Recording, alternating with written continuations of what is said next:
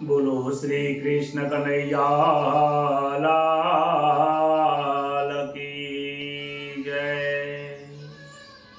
દ્વારિકાધીશ કી જય. करारविन्दे न पदारविन्दम् मोखारविन्दे विनवेशयन्तम् वाटास्य पतरस्य पुटे शयानम् बालामुकुन्दं मनसा स्मरामि. प्रथम नमो गुरुदेवने लरि लरि लागो पाय.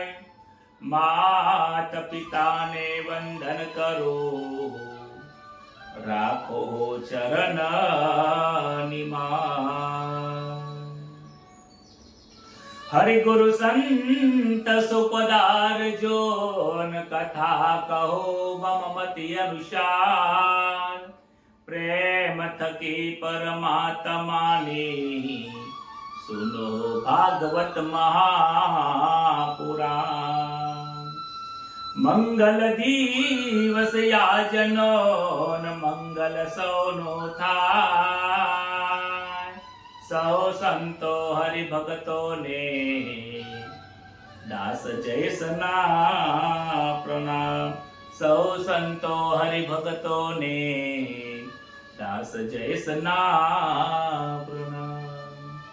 सच्चिदानंद रूपाय विश्वपतियादि हेतवे तापत्रय विनाशाय श्री कृष्णाय वयं नमः.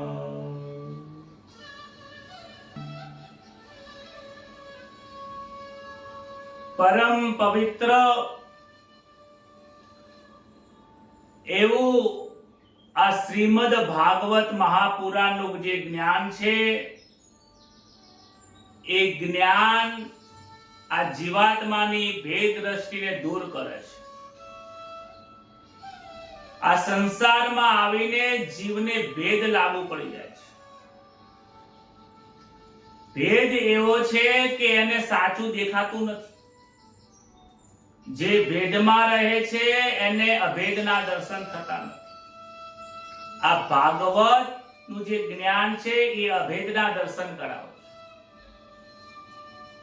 આ ભાગવત નું જ્ઞાન અજ્ઞાનતાને દૂર કરી જ્ઞાન રૂપી દીવો પ્રગટાવે છે.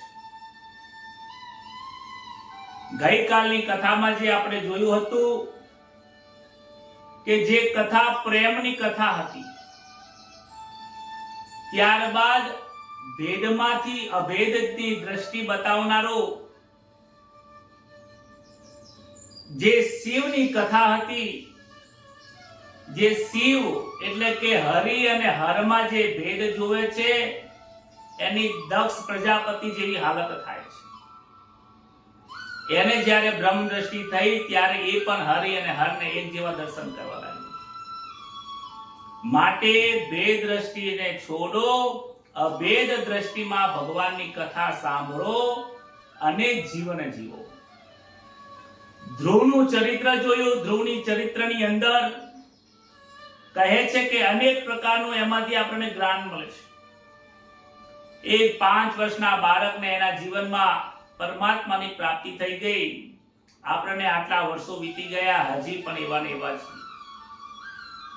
આ કથા સાંભળ્યા પછી આપણા જીવનમાં બદલાવ આવવો જોઈએ.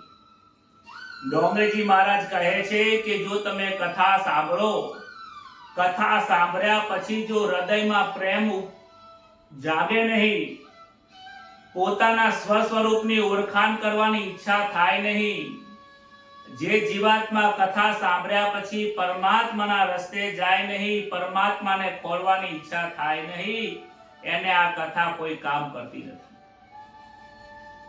તમે બધા જે કથા સાંભળી રહ્યા છો એ ખૂબ પુણ્યશાળી છે. અનેક જન્મના કોટી પુણ્ય આપણને ભેગા થયા છે ત્યારે આ ભાગવત કથાનું જ્ઞાન મળ્યું છે. સુખદેવજી મહારાજ ધ્રુવના ચરિત્રની કથાને વિરામ આપીને કથા આગળ વધારે છે. કહે છે નારાયણ સરોવરની કિનારે નારદ મુનિ તપ કરતા હતા. ત્યાં પ્રચેતાઓનું એમને મિલન થયું છે. નારાયણ સરોવર ગુજરાતના કચ્છમાં આવેલું છે. ત્યાં નારદ મુનિ તપ કરતા હતા અને નારદજી અને પ્રચેતાઓનું ત્યાં મિલન થયું છે. વિદુરજી પ્રશ્ન કરે છે કે આ પ્રચેતાઓ કોણ હતા? આ પ્રચેતાઓ કોના પુત્ર હતા? કેવું સત્ર થયું હતું? એ વિસ્તારથી કહો. ત્યારે મૈત્રેયજી આ કથાને આગળ વધારતા કહે છે કે ધ્રુવજીના વંશમાં આ પ્રચેતાઓનો જન્મ થયો હતો. જે મહાન ભક્ત ધ્રુવજી થઈ ગયા છે, જે અવિચર ભક્તિના આચાર્ય છે, એમના વંશમાં આ પ્રચેતાઓનો જન્મ થયો છે. આ પ્રચેતાઓની કથા બહુ સમજવા જેવી છે. પ્રચેતાઓના વંશની પણ કથા સમજવા જેવી છે. બધી કથાઓ સાંભળી હશે, પણ આ પ્રચેતાઓની કથા જે પોતાના જીવનમાં ઉતારે છે ને એને જલ્દીથી જ્ઞાન પ્રાપ્ત થાય છે. કહે છે કે ધ્રુવજીના વંશમાં અંગ રાજા થયો હતો અને તેના લગ્ન મૃત્યુની દેવી સુનિથા જોડે થયા હતા. સુનિથાને શ્રાપ મળ્યો કે જા તારો પુત્ર દુરાચારી થશે. આ સાંભળીને બંનેને દુઃખ લાગે છે. ત્યારબાદ એમને કોઈ સદગુરુ મળે છે. સદગુરુ મળે છે પછી પોતાનો ઉદ્ધાર કરે છે. પણ જે પુત્રનો જન્મ થયો એ પુત્ર દુરાચારી હોય છે. એનું નામ વેન હોય છે. આ એટલું બધું બાળકોને, નાના બાળકોને હિંસા કરે છે, ચોરી કરે છે, જુઠ્ઠું બોલે છે, અસત્ય બોલે અને ખોટા ખોટા કર્મો કરે, જેનાથી અનેક લોકોને ત્રાસ મળ્યો. એ ત્રાસ થવાના કારણે બ્રાહ્મણોએ મંત્ર વિદ્યાથી એના ઉપર એનો વધ કર્યો છે. હવે એ રાજા હતો, વેન જે રાજા હતો, ભલે એ પ્રજાનું પાલન તો કરતો જ હતો, ખોટી રીતે પ્રજાનું પાલન કરતો હતો, કુકર્મી હતો, પરંતુ એ દેશમાં આજે રાજા નથી. એટલે રાજાના ન હોવાથી એ દેશની પ્રજા દુઃખી થાય છે. એ દેશની પ્રજા બ્રાહ્મણો જોડે જાય છે, કહે છે કે તમે અમારા રાજાને મારી નાખ્યો છે, અમે આજે રાજા વિહીન થઈ ગયા છે, અમે શું કરીએ? ત્યારે એ વેનનો રાજા, જે વેન રાજા છે, એ બધા જ બ્રાહ્મણો એના ઉપર આવે છે. ત્યાં આવીને વેનના રાજાનું જે શરીર છે એના ઉપર વૈદિક મંત્રોથી મંથન કરે છે. ત્યાં મંથન કરવામાં આવ્યું. એ મંથન કર્યા પછી એ મંથન કરતા કરતા એ મંથનની અંદર પૃથુ રાજા પ્રગટ થાય છે.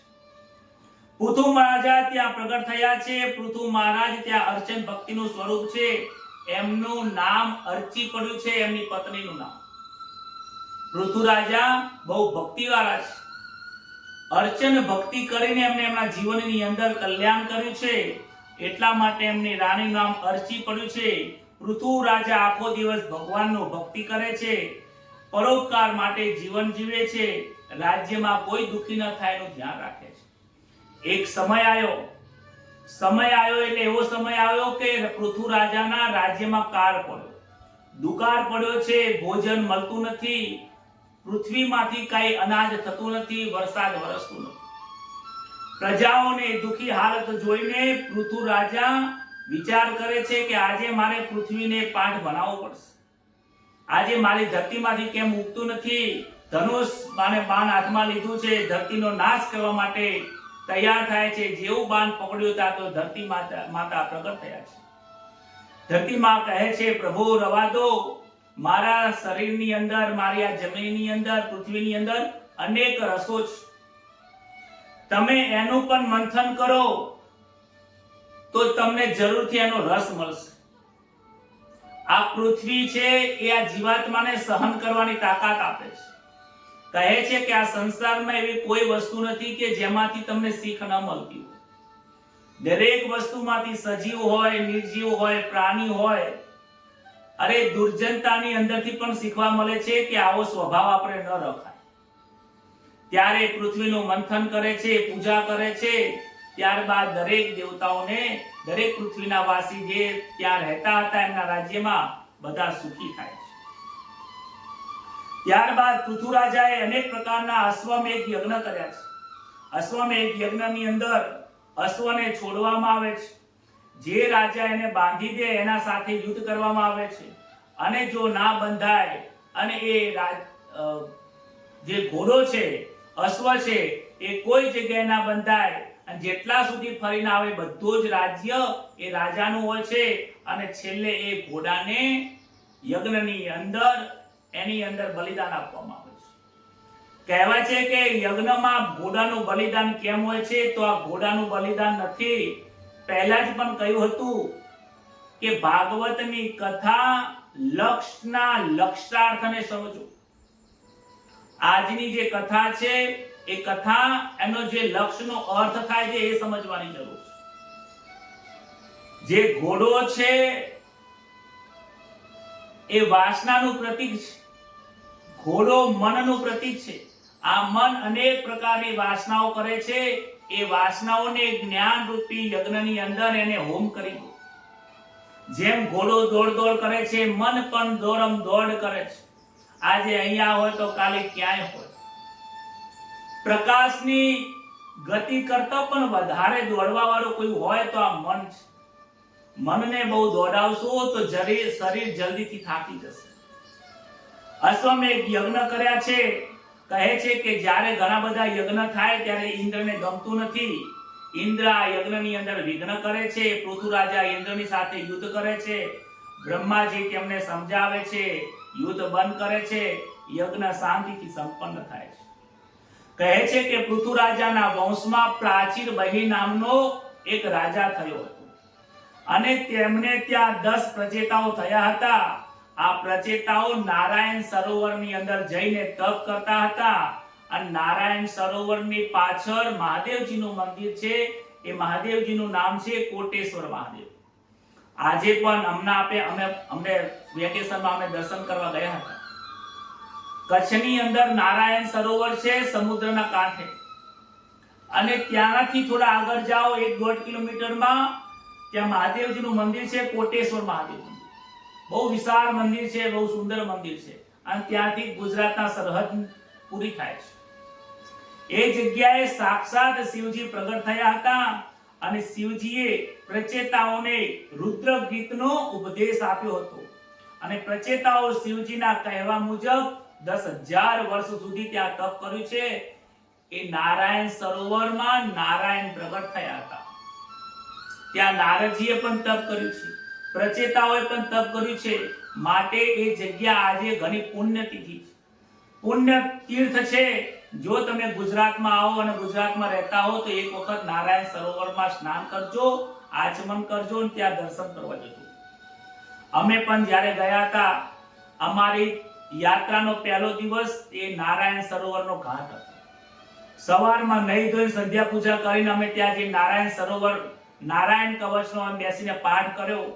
એ સવારમાં 7 વાગ્યાનો સમય અને નારાયણ કવચનો પાઠ કરીને જે આનંદ અનુભવ્યો, એ આનંદ કોઈ તીર્થ સ્થાનમાં અમને આવ્યો નથી. આજે પણ એ આનંદ યાદ આવે છે. તે સમયે નારદજી પ્રાચીન બહિ રાજા પાસે આવ્યા. રાજા કહે છે કે હું કર્મમાં બહુ માનું છું. કહે છે ને ઘણા લોકો કે અમે જ્યોતિષમાં નથી માનતા, અમે ભગવાનમાં નથી માનતા, અમે તો કર્મમાં માનીએ છીએ. અને આ કર્મની ગતિ પણ આ મહારાજે જ સમજાવી છે. કર્મનો યોગ પણ ગીતાજીમાં ભગવાને જ સમજાવ્યો છે. કર્મ યોગ, જ્ઞાન યોગ, ભક્તિ યોગ, પ્રેમ યોગ, અનેક પ્રકારના યોગ છે. જેમાં બેનું મિલન થાય એનું નામ યોગ. મન અને બુદ્ધિ નું મિલન થાય ત્યાં યોગ થાય છે. જીવ અને શિવનું મિલન થાય ત્યાં યોગ થાય છે. બે સંતોનું મિલન થાય ત્યાં ભક્તિ યોગ બને છે. આ યોગનું બહુ મહત્વ છે. જ્યોતિષમાં પણ અનેક પ્રકારના યોગો બનતા હોય છે. એ રાજા કહે છે કે નારદ મુનિ, મેં ઘણા બધા યજ્ઞ કર્યા, પણ યજ્ઞ કર્યા પછી દાન પુણ્ય સત્કર્મ કર્યા પછી મારા મનને શાંતિ મળતી નથી. નારદજી કહે છે કે શાંતિ નથી મળતી તો શા માટે આ બધું કામ કરો છો? કે બધી વાત સાચી છે, પરંતુ એ કાર્ય કરું, સત્કર્મ કરું તો મારા રાજ્યના બીજા લોકો, જે ગરીબ લોકો છે, એ થોડા સદ્ધર થાય, એટલા માટે હું દાન પુણ્ય કરું છું. બ્રાહ્મણોની સેવા કરું છું, યજ્ઞ કરું છું, સમાજની સેવા કરું છું, આટલું બધું કરું છું, પરંતુ મારા મનને શાંતિ નથી મળતી. બીજા લોકોના ઉદ્ધાર માટે કાર્ય કરું છું, પણ મારા માટે કંઈ કરી નથી શકતો. મારા માટે જો કોઈ શાંતિ મળે એવો કોઈ ઉપાય હોય તો મને સમજાવો. જન્મ અને મારું મરણ બંને સુધરે એવું બતાવો. પરીક્ષિત રાજા જેવો જ પ્રશ્ન પ્રાચીન બહિર રાજા નારદ મુનિને પૂછે છે. કહે છે કે હું શું જ્ઞાન આપું? રાજન, તમે ઘણું બધું જાણો છો, છતાં પણ એક કથા કહું છું, સાંભળો. તમે એક કથા સાંભળો, જે કથા પુરંજનની છે. પ્રાચીન કાળમાં પુરંજન નામે એક રાજા હતો અને તેનો મિત્ર અભિજ્ઞાત હતો. આ કથા છે ને, પુરંજનની કથા ઘણા બધા લોકો કથા કરતા હોય છે. આ કથાને બને એટલો સંક્ષિપ્તમાં આ લોકો કથા કરે છે. આ કથામાં કોઈ મંથન કરતું નથી. આ કથામાં ઘણું બધું જાણવા મળે છે. કૃષ્ણ ભગવાનની લીલાઓની કથા 10મા સ્કંદથી ચાલુ થાય છે. આ 5મા સ્કંદની જે શરૂઆત છે, આ જે સ્કંદની જે કથા છે એ ખૂબ સમજવા જેવી છે. આ પુરંજન કોણ છે? પુરંજન જીવાત્મા છે. એનો જે મિત્ર અવિજ્ઞાત છે, મિત્ર કોણ છે? તો મિત્ર સારી સલાહ આપતો હોય છે. સારી સલાહ જીવનમાં કોણ આપે છે? સદગુરુ મહારાજ આપે છે. હરિગુરુ સંત એક જ છે. માટે અને અહીંયા અવિજ્ઞાત એ ભગવાનનું સ્વરૂપ છે, આત્માનું સ્વરૂપ છે.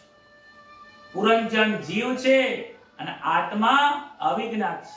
પુરંજન જ્યારે કોઈ ખોટું કામ કરે ને તો અવિજ્ઞાત એને સમજાવે છે. તમે જોજો, આપણે કોઈ ખોટું કામ કરવા જઈએ ને તો આત્મા ના તો પાડે જ, પરંતુ મનમાં જે બુદ્ધિ છે ને એનો કુસંગ લાગુ પડ્યો છે, માટે સદબુદ્ધિનો સંગ કરતો નથી, કુસંગનો સંગ કરે છે. કહે છે પરમમ શરીરમ જનયતિ ઇતિ પુરંજન. જેનું મન વાસનામાં ફરેલું છે અને વાસનાના કારણે જ્યારે નવો જન્મ મળે છે એનું નામ પુરંજન. આપણને આ જન્મ મળ્યો છે એનું કારણ એક જ છે કે ક્યાંક આપણી વાસનાઓ રહી ગઈ છે, એ પૂર્ણ કરવા અહીંયા આવ્યો છું. પુરંજનની પણ ક્યાંક વાસનાઓ રહી ગઈ છે. જેની જેવી વાસના એવો એનો આવનારો જન્મ છે. એટલે સિદ્ધિ થાય છે, સાબિત થાય છે કે આજની વાસના જે સ્થિતિમાં હશે એ આવતો જન્મ તમારો નિર્ધારિત કરે છે. પોતાને વિચાર કરી લો કે આપણી વાસનાઓ સામા વધારે ફરે છે. એક વખત એવું બન્યું કે 9 દ્વાર વાળી એક નગરી હતી, એમાં પુરંજન ગયો. તો 9 દ્વાર વાળી નગરી કઈ છે? તો આ દેહ છે એ 9 દ્વાર છે. 2 આંખો છે, 2 કાન અને નાકના 2 છિદ્ર, 2 4 2 6, મુખ 1 7, નાભી 8 અને 9મું છે ગુદા. આ 9 નંબર જે 9 સ્થાન છે ત્યાંથી જીવ અંદર બહાર જાય છે અને અંદરથી જીવ આવે છે. આ 9 નગરી દ્વારના શરીર રૂપી 9 નગરીની અંદર જે 9 દ્વાર છે એમાં જીવાત્માનો પ્રવેશ થયો. પ્રવેશ થવાની સાથે અંદર એને એક સુંદર સ્ત્રી મળી. સુંદર સ્ત્રી મળી અને પૂછે છે કે તમે કોણ છો, ક્યાંથી આવ્યા છો, તમારી કઈ જાતિ છે? ત્યારે પૂછે છે કે આ બધું તમે મને પૂછશો નહીં. હું કોણ છું, ક્યાંથી આવ્યો છું, કઈ જાતિની છું, કયા મા બાપ છે એ મને પૂછશો નહીં. હું સુંદર સ્ત્રી છું એટલું હું જાણું છું. તમને જો એમ લાગતું હોય કે હું સુંદર સ્ત્રી છું, હું તમને ખૂબ સુખી કરીશ, તમારી દરેક ઈચ્છાઓ હું પૂર્ણ કરીશ. શું તમે મારી સાથે લગ્ન કરશો? આ વાસના રૂપી, ખૂબ બુદ્ધિ રૂપી આ એને એક સ્ત્રી મળે છે અને પોતાનો પુરંજન જે અવિજ્ઞાત આત્મા છે એને રોકે છે કે ભાઈ આ ખોટી જગ્યા છે. પણ કુસંગના કારણે એને સુંદર સ્ત્રીને જોઈને એ અંદર ફસાઈ જાય છે. એની સાથે લગ્ન કરે છે. લગ્ન કરીને ફસાઈ ગયો છે. લગ્ન કર્યા પછી અનેક વર્ષો સુધી એ ભોગ ભોગવ્યા કરે છે. મન અનેક પ્રકારના વિચારો કરે છે. આ શરીરનું પુરંજને આ સ્ત્રી જોડે લગ્ન કર્યા પછી 1100 પુત્રના જન્મ થયા છે. હવે પામર મનુષ્યને વિચાર આવે કે ભાઈ 1100 પુત્ર શું હશે? તમને પણ થયું ને 1100 પુત્ર ક્યારે જન્મ્યા હશે? એક પુત્રને જન્મતા 9 મહિના 12 મહિના લાગતા હોય તો 1100 વર્ષ સુધી પુત્ર જન્મ્યા હશે. 1100 પુત્ર કોને કહેવાય એનો વિવેકથી વિચાર કરવાની જરૂર છે.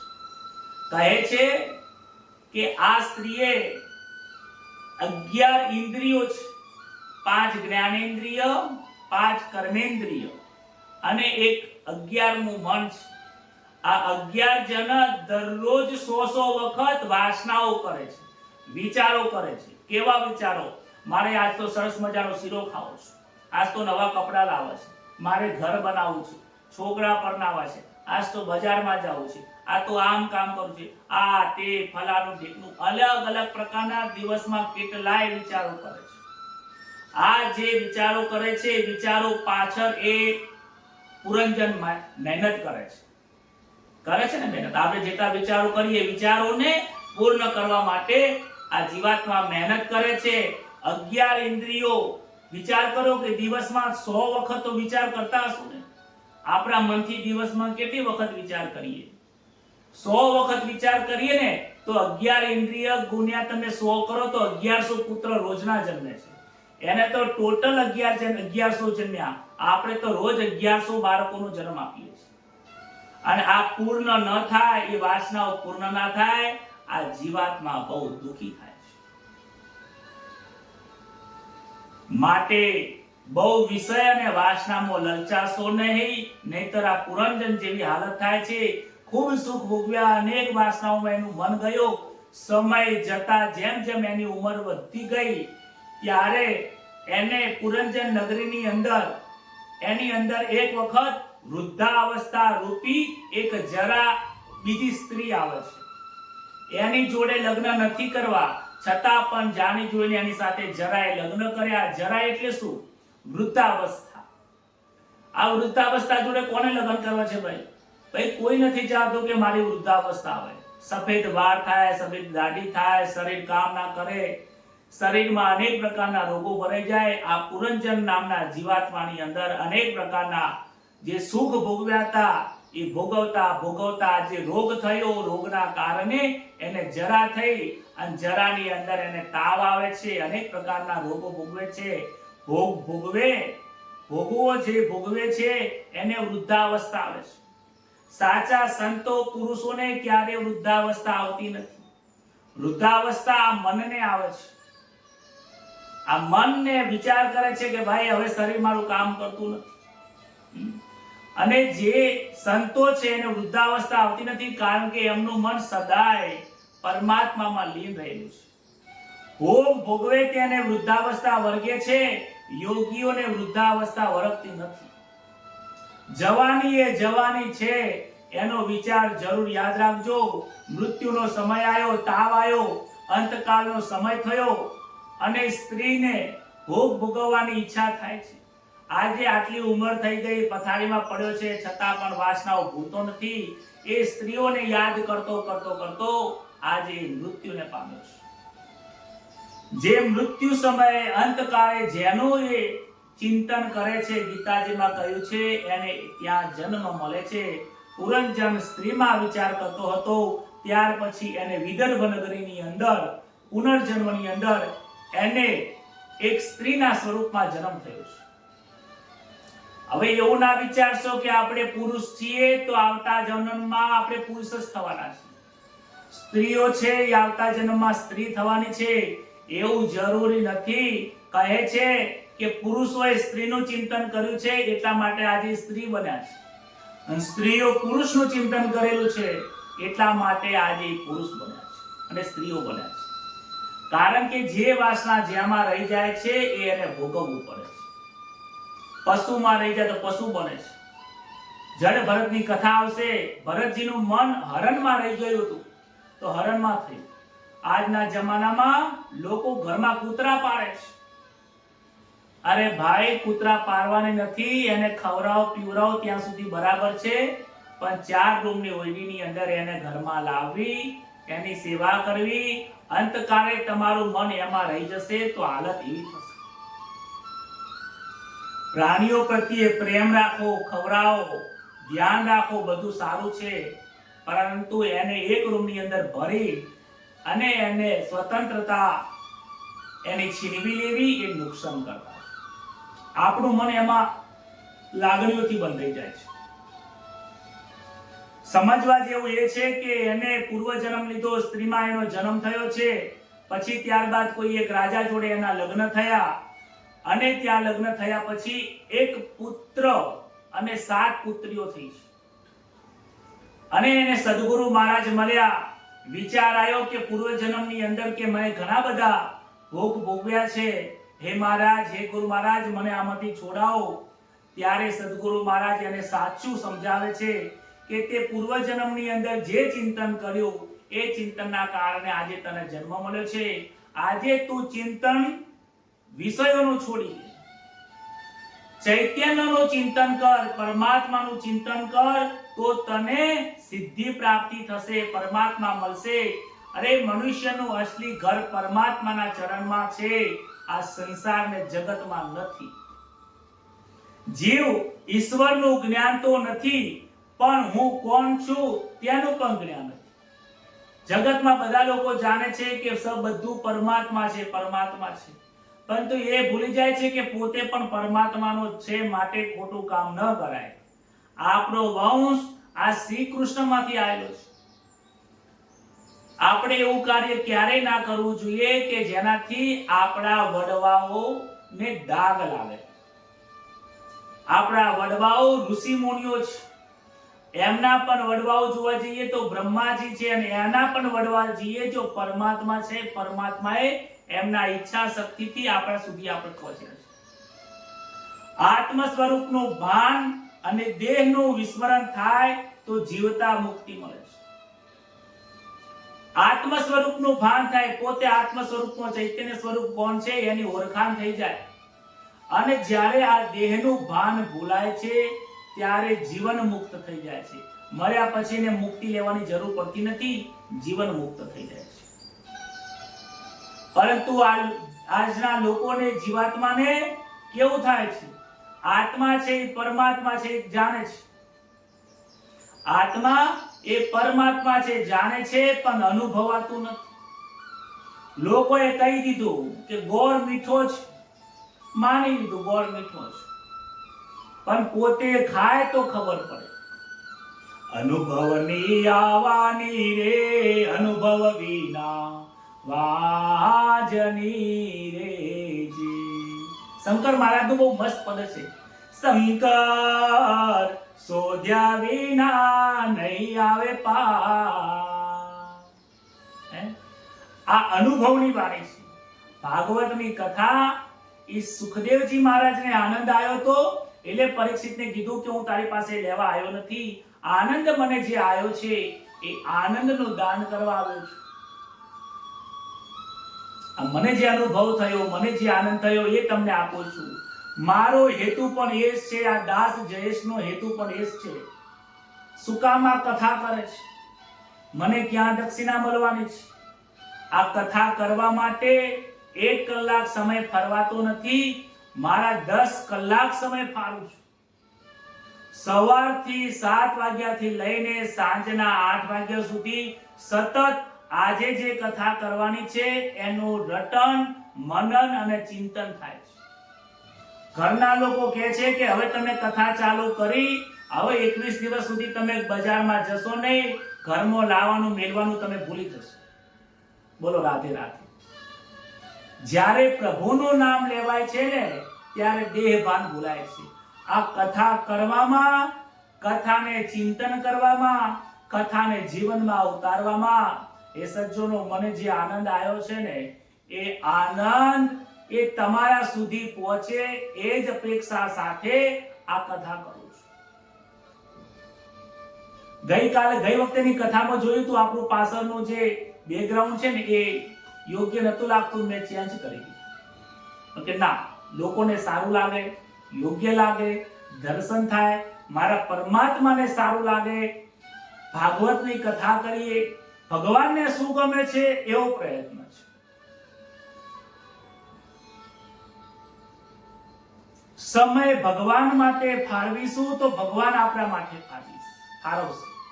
ભગવાન કહે તને મારા આપેલા 24 કલાકના સમયની તને મારી પડી નથી, તો હું શું કામ તારી પાડું? મારા માટે તો બીજા ભક્તો ઘણા બેઠા છે. અને ખરેખર મારો અનુભવ છે કે 10-10 કલાક સુધી આ કથાને હું વાંચું અને એનું મનન કરીને જે 1 કલાક આ કથા 1.5 કલાક કરીએ છીએ, આ ભાગવતનું ફળ પણ એટલું બધું મહાન છે, હું આ શબ્દોમાં વર્ણન નથી કરી શકતો. પરમાત્મા કહે છે તું તારો ધંધો બગાડીને મારી પાસે કામ કરવા આવ્યો છે, મારા માટે સમય બગાડે છે, તું ચિંતા કરીશ નહીં, તારું આ કામ અલેખે જશે નહીં. અને ખરેખર ભગવાન એટલા દયાળુ છે. છેલ્લા 3 વર્ષથી કથા કરું છું ને, જ્યારે કથા કરું એ મહિનામાં ભગવાન મને અઢળક કામ આપે છે. મારી પાસે સમયનો અભાવ હોય છે.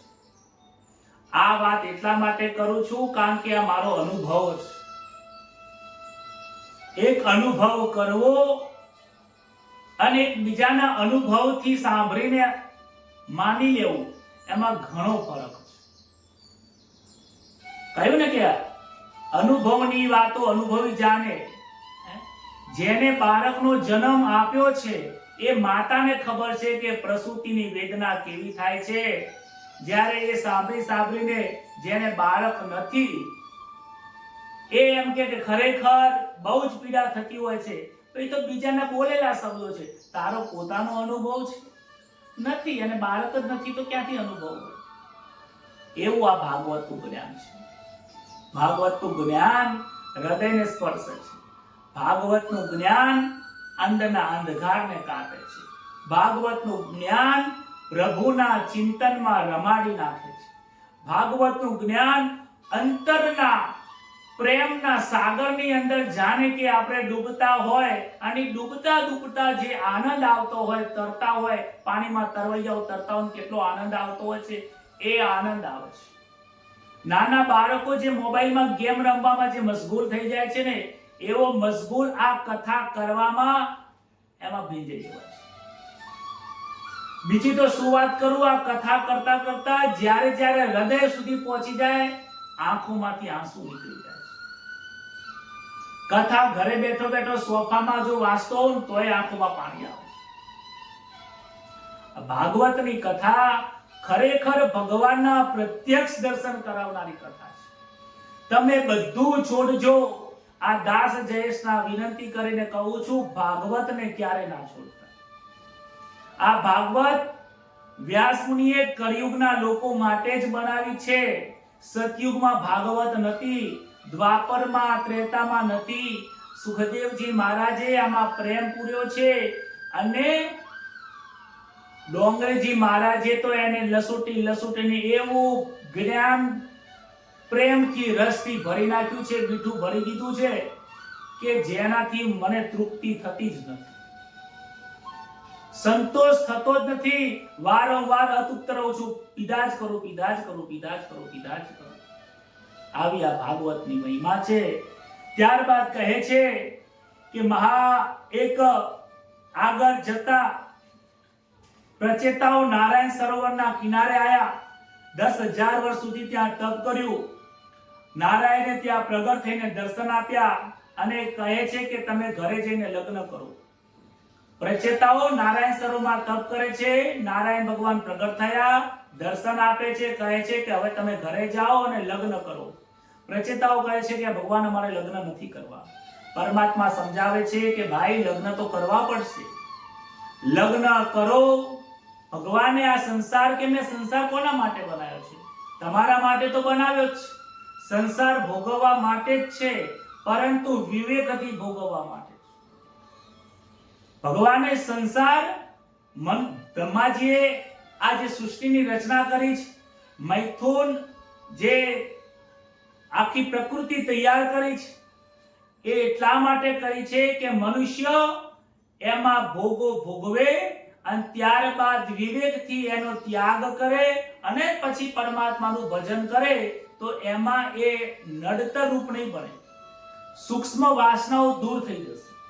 જેમ ભોજન કરીએ, ભોજન કર્યા પછી તૃપ્તિ થઈ જાય ત્યાર પછી જે કાર્ય કરવું સૂઝે, નહીં કહેતા ચા પી લો પછી બધું સૂઝશે। એવી રીતે કહે છે, નારાયણ કહે છે કે તમે પહેલા લગ્ન કરો અને લગ્ન જો કર્યા વગર સંન્યાસ લેશો તમે તો વાસના જાગશે। આજે ઘણા એવી જગ્યાઓ પર આપણે જોઈએ છીએ 5-5 વર્ષના બાળકો, 7-7 વર્ષના બાળકો આજે સંન્યાસ ગ્રહણ કરી લે છે। 5 વર્ષના બાળકને ખબર નથી કોણ સ્ત્રી છે શું પુરુષ છે। 5 જ્ઞાનેન્દ્રિય, કર્મેન્દ્રિય વાસનાઓ, સૂક્ષ્મ વાસનાઓ, આધિદૈવિક, આધ્યાત્મિક, આધ્યેય ભૌતિક શું છે બધું જાણતો નથી અને વગર વૈરાગ્યએ લોકો દોડે એની પાછળ આપણે લઈ લઈએ। એ ખરેખર ઠીક છે, સારું છે, પરંતુ મને ખુદને યોગ્ય નથી લાગતું। અરે આ પરમાત્માને પણ યોગ્ય નથી લાગતું। કહે છે ને કે સંન્યાસ લગ્ન પહેલા લેશો તો વાસનાઓ જાગશે અને સૂક્ષ્મ વાસના હશે તો તમે નરકમાં પડશો। માટે આ વાસનાઓને પહેલા દૂર કરો, લગ્ન કરો, ભોગોને નિયમથી, સંયમથી ભોગવો, ત્યારબાદ સાચું જ્ઞાન પ્રાપ્ત કરી અને ભોગોનો કામનો ત્યાગ કરો, ત્યારે સૂક્ષ્મ વાસનાઓ દૂર થઈ જશે। ત્યારબાદ ભજન કરજો, ભગવાન તમને જરૂર પ્રગટ થશે। પ્રચેતાઓને લગ્ન કરવાની આજ્ઞા કરી, પ્રચેતાઓ ઘરે ગયા, લગ્ન કર્યા, એક જ પુત્ર થયો છે। ત્યારબાદ એમને નારાયણ સરોવર પાછા આવે છે અને ત્યાં નારદજીનો મિલાપ થયો। નારદજીને કહે છે કે અમે ગૃહસ્થાશ્રમમાં ગયા, અમે જે જ્ઞાન હતા એ અમે થોડું ભૂલી ગયા છીએ, માટે ફરીથી જ્ઞાન આપો। અને નારદ મુનિ ફરીથી પ્રચેતાઓને બ્રહ્મનું જ્ઞાન આપે છે। વિલાસી વાતાવરણ દૂર થઈ ગયું, સૂક્ષ્મ વાસનાઓ દૂર થઈ ગઈ અને આજે એઓ બ્રહ્મ જ્ઞાનને પ્રાપ્ત થયા છે। ત્યારે જ્ઞાન આપતા કહે છે કે હે પ્રચેતાઓ, જીવનમાં 3 વસ્તુનો ઉપદેશ યાદ રાખજો। દરેક જીવાત્મા ઉપર દયા રાખજો, દરેક જીવાત્મામાં પરમાત્મા છે, દરેક જનતામાં જનાર્દન છે, દરેક જીવમાં પરમાત્માનો અંશ છે, તેના ઉપર દયા રાખજો। બીજું જ્ઞાન સંતોષનું આપે છે કે તમને ભગવાને જે આપ્યું, પ્રારબ્ધમાં, કિસ્મતમાં જે હતું, જે મળ્યું એમાં સંતોષ રાખો। બીજાનું સુખ જોઈને તમે દુખી ના થશો, બીજાના જોઈને તમારું ઘર ફોડશો નહીં, તોડશો નહીં, કારણ કે ગમે તેટલી મહેનત કરશો પ્રારબ્ધથી વધારે કોઈને મળતું નથી। કહે છે ને ગાડીઓની પાછળ લખેલું હોય કિસ્મતથી વધારે અને કિસ્મતથી ઓછું, સમયની પહેલા અને સમયની પછી કોઈને કઈ મળતું નથી। એવરીથિંગ ઇઝ ફિક્સ, બધું જ ભગવાનનું તૈયાર કરેલું છે। માટે સંતોષ રાખજો, મનથી સંતોષ રાખજો। ચાલશે, ભાવશે, ફાવશે, ગમશે, હસશે। ઘરમાં વહુ બોલી જાય ને તો હસે, મારી વહુ છે ને, છોકરાની વહુ છે ને, આ કારણેથી ભૂલી ગયા, એની નિંદા નહીં કરવાની। સાસુમાં કદાચ કંઈક બોલી જાય ને, ન બોલવાના શબ્દો બોલી જાય ને, મારી માં છે ને, મને સમજણ આપી, ભલે વારંવાર દિવસમાં 10 વખત ટકોર કરે ને, હશે, ભૂલી દેવાનું। નાના બાળકો હોય, મોટા ભાઈ હોય, બધું ભૂલવા વાળી રાખવાની। સંસારની વાતોને ભૂલવાથી ભગવાન ભેરો થાય છે અને સંસારની વાતોને યાદ કરવાથી ભગવાન જુદો થઈ જાય છે। બોલો રાધે રાધે। દયા, સંતોષ અને પછી કહે છે સંયમ રાખજો। સંયમ બહુ મહત્વનો છે। સંયમ ક્યાં રાખવાનો કે તમે આંખોથી સંયમ રાખો। 5 વિષયો કીધા છે, શબ્દ, સ્પર્શ, રસ, રૂપ ને ગંધ। આ 5 વિષયો પર તમે સંયમ રાખો કે મારે હવે ખોટું જોવું નથી, કોઈની નિંદા સાંભળવી નથી, મુખથી ખોટું બોલવું નથી, શરીરથી ભોગવવા નથી, સારું ખાવાની ઈચ્છા થવી નથી। બધા ઉપર સંયમ રાખો। એક જ દિવસમાં સંયમ નહીં આવે, પણ રોજ રોજ તમે ધીમે ધીમે પ્રયત્ન કરશો તો સંયમ આવવાની શરૂઆત થઈ જશે. માટે કહે છે દયા, સંતોષ અને સંયમથી પરમાત્માના ભજન કરવાનું પહેલું પગથિયું છે. અહીંયા ચોથો સ્કંદનો વિરામ થાય છે, પાંચમા સ્કંદની શરૂઆત થાય છે. કહે છે ડોંગરેજી મહારાજ આમાં સ્થિતિ લીલા છે. કહે છે કે અત્યાર સુધીમાં મનુ મહારાજના બે પુત્ર ઉત્તાનપાદની મેં વાત કહી, જ્યાં ધ્રુવનું ચરિત્ર હતું. પ્રિયવ્રતની વાત કરું છું. પ્રિયવ્રત એટલે પૂર્વ જન્મની અંદર જે વાસનાઓ રહી ગયેલી છે, જેમાં ચિત્ત રહેલું છે, એ અપ્સરાઓ આ જન્મમાં આવી છે, એનું નામ પૂર્વચિત્ત. કહે છે કે પરમહંસી જે લોકો છે એ લોકોના બે પ્રકારે વર્ણન કર્યા છે. એક જ્ઞાની પરમહંસ અને ભગવદ ભક્ત પરમહંસનું વર્ણન કર્યું છે. જરા વિચાર કરીએ તો ખબર પડશે કે જગતમાં જડ અને ચેતનનું બે મિશ્રણ છે. જેમ યોગની વાત કરીને પરમાત્માએ આ સંસાર બનાવ્યો, એની અંદર જડ અને ચેતનનું બે મિશ્રણ થયેલું છે. જો ચેતન ના હોય તો એકલું જડ શું કરે? કોઈ મતલબ નહીં. આ એસી છે, આમાં ચેતન તત્વ હોય તો હરે ફરે આનંદ આવે. જડ છે તો કોઈ કામનું નથી. મતલબ આ સંસારની અંદર દરેક વસ્તુમાં જડ અને ચેતનનું મિશ્રણ છે. એવું જ એવું આ જ્ઞાનની અંદર પણ એવું છે, આ મનની અંદર પણ એવું છે કે સજ્જનતા પણ ભરેલી છે, દુર્જનતા પણ ભરેલી છે, સંગ પણ છે, કુસંગ પણ છે. પરંતુ પરમહંસી લોકોનું એક સરસ મજાનું એક લક્ષણ હોય છે. એમને હંસ એટલા માટે કહેવામાં આવે છે કે દૂધ અને પાણી ભેગું કરવામાં આવ્યું હોય, એક તપેલી હોય, એમાં દૂધ હોય, એમાં પાણી હોય, બંને મિક્સ કરી દો, પછી કહેવામાં આવે કે જાઓ આમાંથી દૂધ અલગ કરી દો અને પાણી અલગ કરી દો. આપણી તાકાત છે એમાં દૂધ ને પાણી અલગ કરીએ? કોકે મૂર્ખ ગણે કે ભાઈ આની આ બે મિક્સ કરી નાખ્યું, હવે શક્ય જ નથી, આ બે અલગ થાય જ નહીં. કાં તો પી જાઓ, કાં તો આની ચા બનાવો, કાં તો પછી રેડી દો. દૂધ ને પાણી ભેગું કર્યું, હવે બંને દૂધ અલગ થઈ જાય, પાણી અલગ થઈ શક્ય નથી. પરંતુ પરમહંસી લોકો જે છે આ દૂધને અલગ કરે છે, પાણીને અલગ કરી નાખે છે.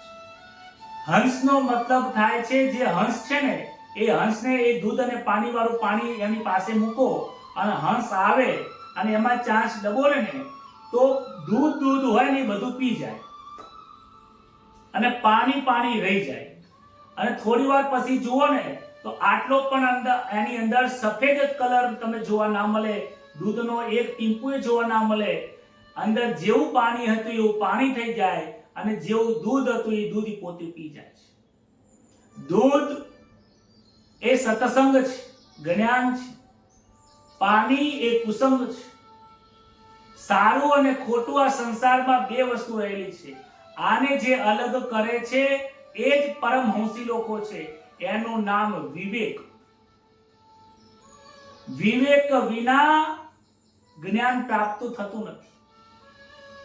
ભક્તિમાં, જ્ઞાનમાં વિવેક એ પહેલું પગથિયું છે. ભજન કરવા જઈએ તો કેવી રીતે બેસવું, કેવી રીતે બોલવું, કેવી રીતે ચાલવું, ગુરુ મહારાજની આજ્ઞા વિના ન બોલવું, આ બધા એના નિયમો છે. આ વિવેક છે. ગુરુ મહારાજની સામે પગ લાંબા કરીને ન બેસાય, એમનો નિંદા ન થાય, એમના વિશે એમને નામથી ન બોલાવાય. ઘણા બધા પ્રકારના નિયમો છે. આ તો એક નિયમ બતાવ્યા. એના સિવાય પણ સંસારમાં અત્યારે તમે જોજો, ગણેશ ચતુર્થી ચાલે છે, લોકો ભક્તિ કરે છે. કેવા પ્રકારની ભક્તિ કરે છે એનો થોડો વિચાર કરવાની જરૂર છે. લોકો ગરબા રમે છે, એમાં ગરબામાં ખરેખર ગરબા ગવાય છે કે ફિલ્મોના ગરબા ગવાય છે? એના વિવેકથી વિચાર કરવો પડે, પછી રમવા જાઓ. આ સંસાર છે મિશ્રણ ધાતુથી બનેલો છે. કહે છે કે સંસારની અંદર મિશ્રણ તત્વ છે, બધું ભેગું છે. તમારે યોગ્ય વિવેકથી નિર્ણય લેવો પડશે. હંસ બનીને નિર્ણય લેવો પડશે કે તમારે શું કરવું જોઈએ.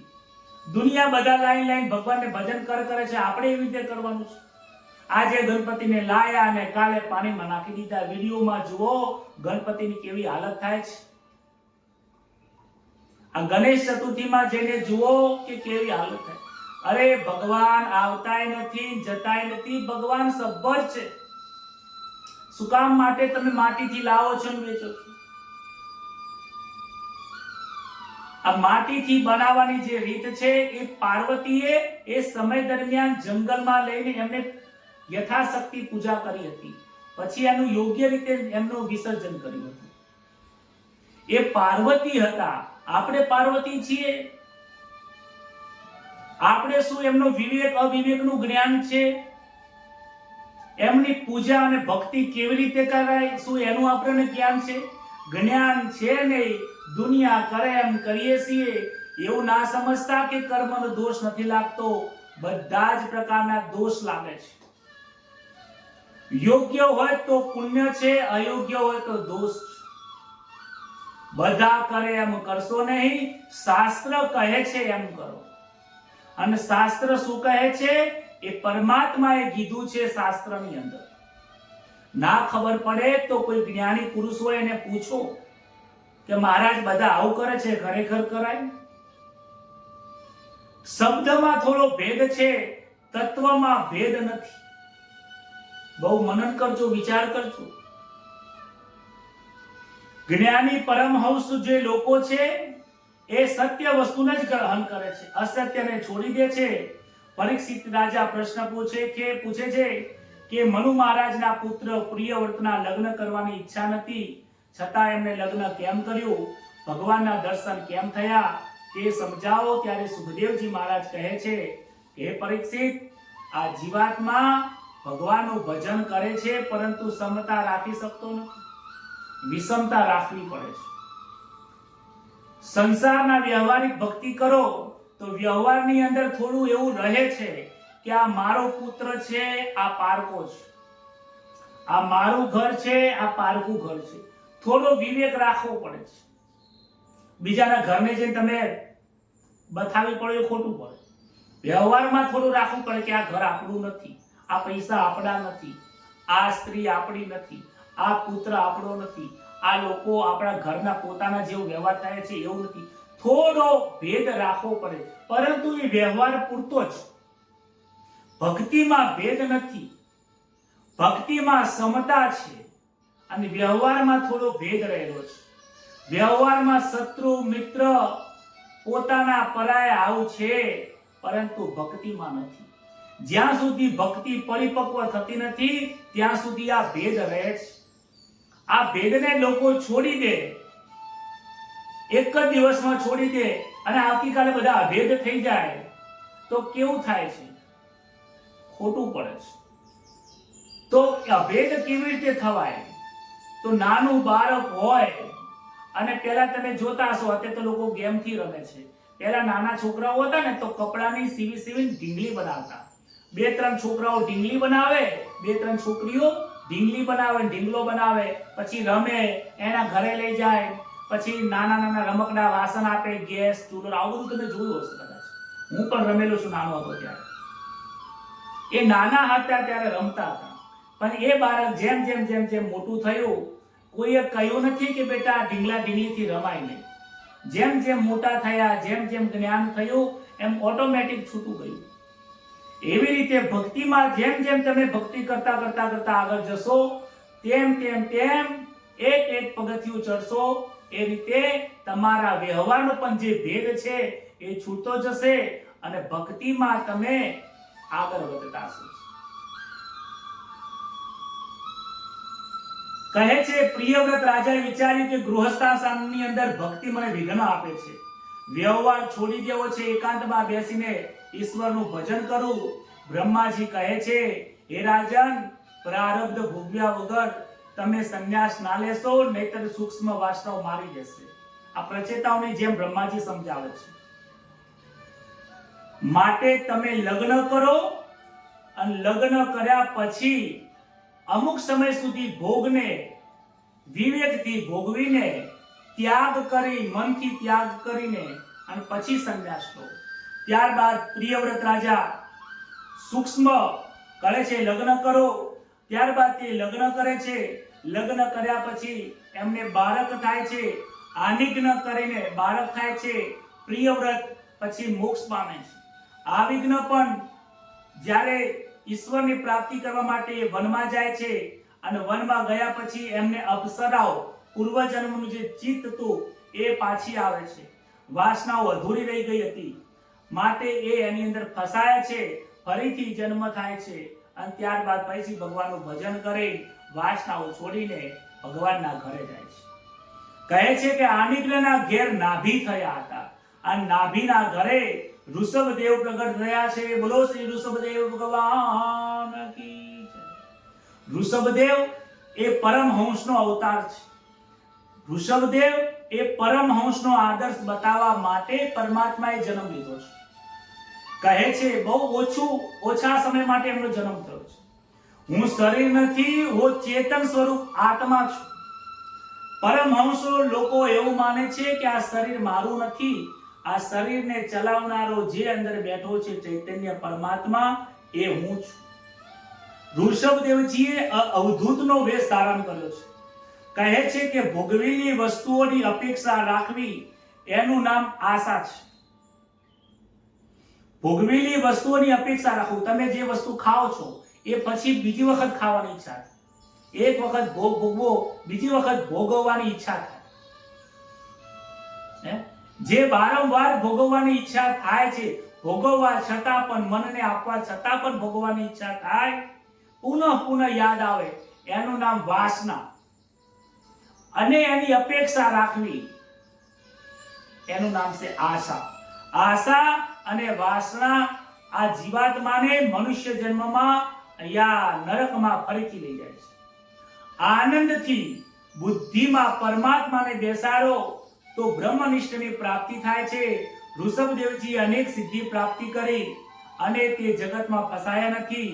મુખમાં પથ્થર રાખે છે, બોલવાની ઈચ્છા થાય તોય બોલી ના શકે. બહુ વિચાર રાખે છે, મોઢામાં પથ્થર જ રાખવા છે. મોઢામાં પથ્થર હોય તો બોલાશે નહીં, બોલીશ તો કઈ પાપ થશે નહીં. એટલે એ કઈ કાર્ય કરતા જ નથી. અજગર જેવી વૃત્તિ રાખે છે. અજગર કેવો હોય? પડ્યો રહે, બેઠો બેઠો ભગવાનનું નામ લેવું છે, મારે કોઈ નિવૃત્તિ ધર્મ લેવો છે. જો કામ મળે તો કામ કરવું છે, ત્યારબાદ આરામ કરીને ભગવાનનું ભજન કરવું છે. મારે હાય હાય કરવી નથી એ બતાવે છે. કહે છે ગમ ખાવું નગ્ન અને અવધૂતના વિશે ફરે છે. લોકો સમજી શકતા નથી. ઋષભદેવ કહે છે કે આ શરીર મળમૂત્રથી ભરેલું છે, પણ ઋષભદેવના શરીરમાંથી સુગંધ આવતી હતી.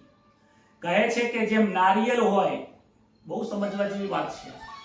નારિયેળ હોય, એ નારિયેળની અંદર જે ટોપરું છે એની કાચલીને ચોટેલું છે. કેમ ચોટેલું છે? ચપ્પુથી ઉખેડીએ ને તોય ઉખડાતું નથી, કારણ કે અંદર મીઠું પાણી છે. જ્યારે એ મીઠું પાણી જે અંદરનું ટોપરું છે એ પાણી જ્યારે સુકાઈ જાય ત્યારે એ ટોપરું કાઢવાની જરૂર નથી પડતી. મહિના પછી જુઓ તો પાણી સુકાઈ જાય. આમ તમે ટોપરું હલાવશો ને, નારિયેળ હલાવશો તો અંદર ગોળો થઈ જશે, ઓટોમેટિક સૂકી જાય છે. તો આના ઉપરથી ઋષભદેવજી જ્ઞાન આપે છે કે જે કાચલી છે એ સંસાર છે, જે ટોપરું છે એ તમારું મન છે, અને અંદરનું જે પાણી છે એ વિષયો છે. જ્યારે મનની અંદર રહેલા વિષયો સંપૂર્ણ રીતે ભરી જાય છે, સંપૂર્ણ રીતે એ દૂર થઈ જાય છે, તો પછી ઓટોમેટિક એ જેમ ગોળો અલગ પડી જાય છે એ રીતે સંસારમાંથી પરમહંસ લોકોનું મન છૂટી જાય છે, એટલે જીવન મુક્ત થઈ જાય છે. એને જ મોક્ષ કહેવાય, એને જ મુક્તિ કહેવાય, એને જ જીવતા મરણ મુક્તિ કહેવાય છે. ખરો આનંદ શરીરમાં નથી. શરીર ચૂંધવાથી આનંદ નહીં મળે. કહે છે જ્ઞાનની પ્રાપ્તિ કરવા માટે પ્રથમ વિવેકની જરૂર છે. એની અંદર પ્રથમ આવે છે શુભ ઈચ્છા. જ્ઞાનની 7 ભૂમિકાઓ છે, 7 પગથિયા છે. 1 2 3 4 5 6 7. એ 7 જે પગથિયા છે એ પગથિયા જો જ્ઞાન પ્રાપ્ત કરવું હોય ને તો પહેલા જે ઈચ્છા થવી જોઈએ શુભ ઈચ્છા.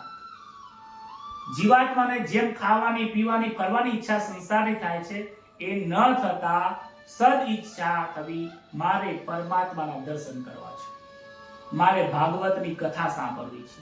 તમે જ્ઞાની પુરુષ છો એટલા માટે તો કથા સાંભળવા આવીને બેઠા છો. શુભ ઈચ્છા થાય છે. પછી બીજા નંબરમાં આવે છે સુવિચારણા. એના પાછળ ચિંતન કરો, વિચાર કરો કે મારે જ્ઞાન પ્રાપ્ત કરવું છે, ભગવાનને મળવું છે, એના માટે હું શું કરું? તો તમે શું કર્યું? આ કથામાં આવીને બેઠા, એક ક્રિયા કરી. આ બીજા નંબર, મતલબ તમે બીજા નંબરના સ્ટેજે પહોંચી ગયા છો. રાધે રાધે બોલના પડેગા ભાઈ. બોલો રાધે રાધે. સૌ કોઈ લખો જય શ્રી કૃષ્ણ, રાધે રાધે. તમને વંદન કરું છું. તમે જ્ઞાનની બીજી ભૂમિકામાં છો. હજી પણ જોઈએ આપણે કઈ ભૂમિકામાં છીએ, આપણે જાતે નિર્ણય લેવાનો. હવે આગળ મને ખબર નથી, કારણ કે હું જાણતો નથી. શુભ ઈચ્છા થવી, જે તમને મને બધાને થાય છે. શું વિચાર ના કરવી, વિચાર કર્યો, શું કરીએ કે લાવો આપણે 9:30 ભાગવતની કથા સાંભળીએ. ત્યારબાદ આવે છે તનુ મનસા. ભાગવતમાં કહેવામાં આવ્યું કે વિષયોમાંથી દૂર થાઓ. હવે મનને વિષયોમાંથી દૂર કરવાની પ્રક્રિયા જે શરૂ કરે છે એ તનુ મનસા છે. જેને કરી છે એ ત્રીજા સ્ટેજમાં છે. સત્વાપતિ. આ જે મહારાજ કહે છે, સંત કહે છે, ગુરુ કહે છે, ભાગવત કહે છે, એ જ સનાતન સત્ય છે. એને જ માનવું, બીજી કોઈ વસ્તુ નથી. બ્રહ્મ સત્ય, જગત મિથ્યા, જગત તદ્દન ખોટું છે, એવું વિચારીને 100% પ્રમાણે વ્યવહાર કરવો, એનું નામ છે સત્વાપતિ. સ્થિર બેસવું, સત્યની સાથે સ્થિર બેસવું. જો કોઈ હશે તો આ ચોથી ભૂમિકામાં છે. પાંચમી છે અસંગ સગતિ. કુસંગથી દૂર થઈ જવું. ખબર પડે છે કે આ ખોટું છે તો એ ખોટી વસ્તુનો સ્પર્શ ના થવો જોઈએ. જેમ કમળ છે, કમળ કાદવમાં છે, કાદવ સ્પર્શ નથી કરતું. એવી રીતે ભલે તમારી આજુબાજુમાં દુર્જનતા ભલે ગમે તેટલા લોકો હોય, સંસારમાં ભલે રહેતા હોય, ખાવું તોય પડે, ફરવું પડે, કપડાય પહેરવા પડે, ગાડી ચલાવીને કોકના ઘરે જવું પડે, બધું જ હોય, પણ એની અંદર મન વિલીન ન થાય. જળ કમરવત જે જીવે એ સમજવાનું કે પાંચમી ભૂમિકામાં છે. ત્યાં બ્રહ્મનું સ્થાન થોડું આવે છે. ત્યાં બ્રહ્મના તમને એ જળ કમરવત જે લોકો જીવે છે ને, એમને ભગવાનના ત્યાં ભાસ થાય છે કે અહીંયા પરમાત્મા છે, અનુભવાય છે, ત્યાં અનુભવ થાય છે. છઠ્ઠું પદાર્થ ભાવના. પદાર્થ ભાવની. એક પદાર્થમાં પરમાત્માના ત્યાં દર્શન થાય. હવે આ સ્ટેજ થોડું વધારે ઊંચું છે. એક જીવાત્મામાં દર્શન દે અને ત્યારે જે એ જોવામાં આવે છે, એક વસ્તુમાં પરમાત્મા દેખાય. ચૈતન્ય જેમ અત્યારે જોઈએ બધી જગ્યાએ પ્રકાશ સભર દેખાય છે. આ રૂમમાં જોઈએ જ્યાં પ્રકાશ છે, એક જગ્યા પણ એવી નથી પ્રકાશ નથી. એવી રીતે સભર પરમાત્માના દર્શન થાય. એ છઠ્ઠા નંબરનું છે. અને પછી છઠ્ઠા નંબરની અંદર આ ઋષભદેવજી છઠ્ઠા નંબરે હતા, પરમાત્માનો અવતાર હતા તો પણ. સાતમા નંબરની અંદર આવે છે તુર્યંગ અવસ્થા. તુર્યંગ અવસ્થાની અંદર દેહભાન હોતું નથી. હું દેહ છું એ ખબર જ નથી કે આ દેહ ધારણ કર્યો છે એને. આ સ્ત્રી છે, આ પુરુષ છે, આ પુસ્તક છે, આ શરીર છે, આ મન છે, વાણી છે, આ ઘર છે, આ સોનું છે. જ્યારે સોનાની કિંમત અને માટીની કિંમત એક જેવી જ્યારે જેને દેખાય અને સમજે અને વ્યવહારમાં ઉતારે, એ છેલ્લી અવસ્થા છે. છેલ્લી અવસ્થામાં આ શરીરને પડતું દુઃખ એના મનને લેશ માત્ર અસર નથી કરતી. અને એ સાતમા નંબરની ભૂમિકા બતાવવા માટે ઋષભદેવજી કર્ણાટકમાં આવ્યા અને દાવાગ્નિ પ્રગટ કર્યો છે. અને એ દાવાગ્નિની અંદર બેઠા છે અને અગ્નિમાં સ્નાન કરી અને હસતા હસતા એમના શરીર છોડ્યું છે. કહે છે કે જો તુર્યંગ અવસ્થા આવી હોય છે કે એમને શરીરને બળે છે પણ એમના મનને અસર કરતી નથી. તુકારામને ધોકો મારતા હતા પણ ધોકાની અસર થતી નથી. મન ઉપર લેશ માત્ર અસર નથી. અરે મન શરીરમાં હોય તો શરીરના દુઃખ થાય છે. શરીરના સાથે મન હોય જ નહીં, મન જ પરમાત્મામાં વિલીન થઈ ગયું હોય તો પછી ક્યાં શરીર, ક્યાં મન, ક્યાં વાણી, ક્યાં બુદ્ધિ? ચિદાનંદ રૂપમ શિવોહમ શિવો. આ જ્ઞાન ઋષભદેવજીએ કર્યું છે. ઋષભદેવનું જ્ઞાન પ્રાપ્ત કરવા જેવું છે. અનુકરણ જોજો, કોઈ કરતા નહીં હો. 7મી અવસ્થાએ પહોંચી જાઓ ને તો વસ્તુ અલગ છે, કારણ કે અનુકરણીય નથી. ડોંગરજી મહારાજ કહે છે ઋષભદેવનો પુત્ર સૌથી શ્રેષ્ઠ હતો, જેનું નામ ભરત હતું, અને એ ભરત ગાદીએ બેઠા છે. ગાદીએ બેઠા પછી એમનું આ દેશનું નામ ભરતખંડ પડ્યું છે.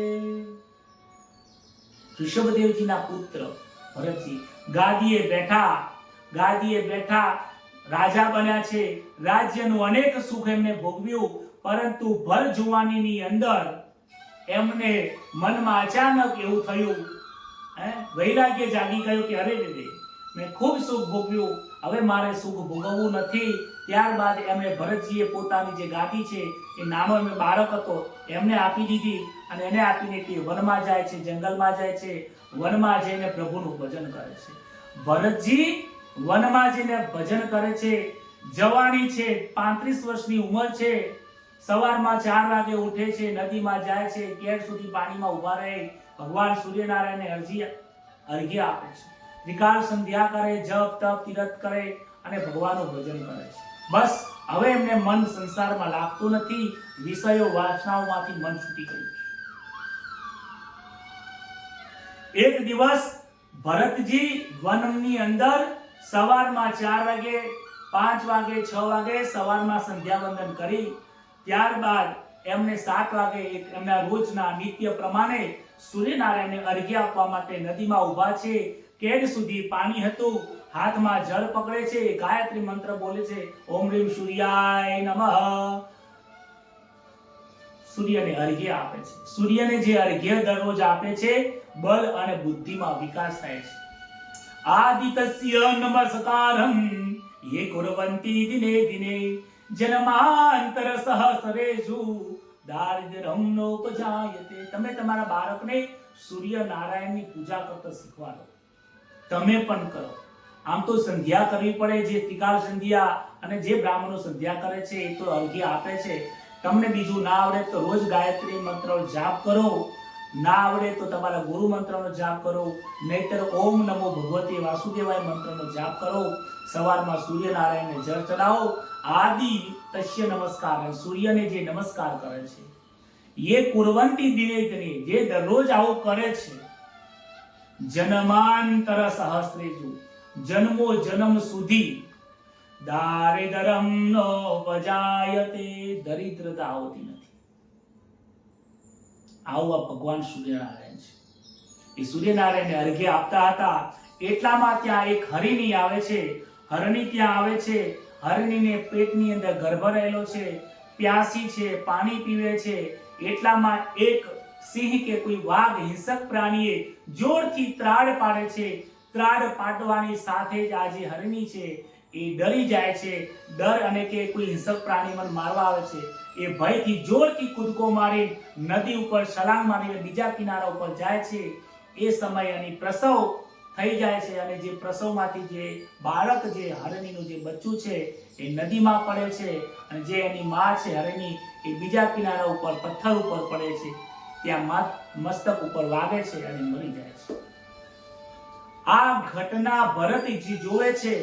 ભરતજી મનમાં વિચાર કરે છે કે જો મારી આંખો બંધ હોત, હું હાજર ના હોત અને આ ઘટના બની હોત તો કોઈ વાંધો નતો, પરંતુ મારા નજરના સામે આ ઘટના બની છે, માટે મારે એને બચાવી એ મારી ધર્મ છે. એ હરણીને ના બચ્ચાને લઈને બહાર આવે છે. આજુબાજુમાં જોવે છે તો એની માં મરી ગઈ છે. હવે એમના મનમાં વિચાર આવ્યો કે આની સેવા કોણ કરશે? નાનું બચ્ચું છે, લોહીથી તરબૂળ થયેલું છે, એને પાણીમાં સ્નાન કરે છે, ધોળાવે છે, નાઈ ધોઈ લૂસીને એના ઘરમાં લાવે છે, એટલે આશ્રમમાં લાવે છે, ઝૂંપડીમાં દૂધ પાવે છે, થોડું ખવડાવે છે, ધીમે ધીમે લાડ બાળ કરે છે. હવે એના પાલન પોષણ કરવામાં ભરતજીનું ભજન થતું નથી, કારણ કે એને સમય આપવો પડે ને. પછી દૂધ લાવે છે, ગાય રાખે છે, ગાયને ઘાસ નાખે, આજુબાજુ બધી સેવા કરવામાં ભરતજીનું મન હવે આ હરણમાં મોહાઈ ગયું છે. ભરતજી સંધ્યા કરે છે, આજુબાજુ હરણ ફરે છે. હરણનું બચ્ચું બહુ વહાલું હોય, દોડે, કૂદકા મારે, વાલ કરે, ગાલ ચાટે, આવું બધું કરે. આજે ભરતજીનું મન હરણમાં લપચાઈ ગયું છે. સમય જતા જતા જતા જતા ભરતજીને વૃદ્ધાવસ્થા આવી, જરા આવી એટલે વૃદ્ધાવસ્થા આવી. શરીરમાં થોડા ઘણા જે બીમારી હતી એ પણ આવ્યું છે. ત્યારબાદ અંતનો સમય આવ્યો, અંતક્રિયાએ એમનું મન હરણીમાં લાગ્યું છે. જોવે છે, આમ જોતા જોતા હરણનું બચ્ચું કૂદકા મારે છે. વિચાર કરે છે કે હું નહીં હોઉં તો આનું શું થશે? હું હતો તો એને ખવડાવ્યું, પીવડાવ્યું, મોટું કર્યું. હવે હું નહીં હોઉં તો અહીંયા હિંસક પ્રાણી આવશે અને મારી નાખશે, એનું શું થશે? હે ભગવાન, હવે આનું શું થશે? આજ સુધીમાં મેં એની સેવા કરી, આજ સુધીમાં મેં એને બચાવ્યું હિંસક પ્રાણીથી. અહીંયા ભૂલ કરી જાય છે ભરત મહારાજ. કહે છે કે એને આજ સુધીમાં મેં બચાવ્યું, મેં ખવડાવ્યું, પીવડાવ્યું, મેં ખવડાવ્યું, મેં પીવડાવ્યું, મેં એને નવરાવ્યું, મેં દોરાયું. આ મેં કરવામાં આ માયામાં ફસાઈ ગયા. મરતા મરતા ભરતજીનું મન, શરીર અંત સમયે હરિણના વિચારમાં એમને દેહ છોડ્યો છે. દેહ છોડતા છોડતા એમનું મન વાસના હરણમાં રહી જવાથી એમનો જન્મ હરિણીમાં થયો છે.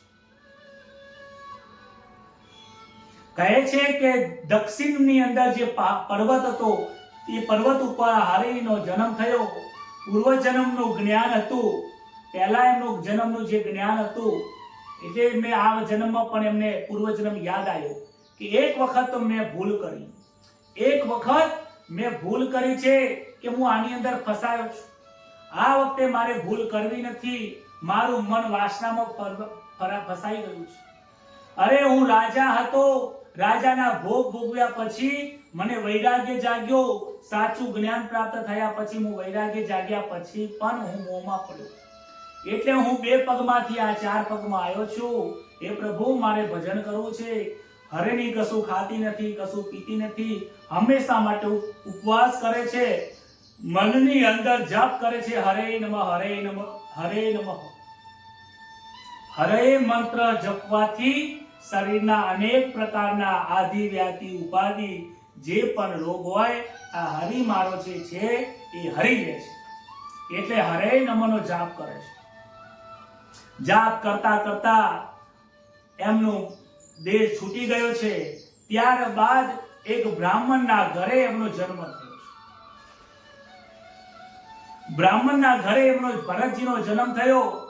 ભરતજી પણ વિચાર કરે છે કે 2 પગમાંથી 4 માં ગયો, 4 માંથી પાછો 2 માં આવ્યો.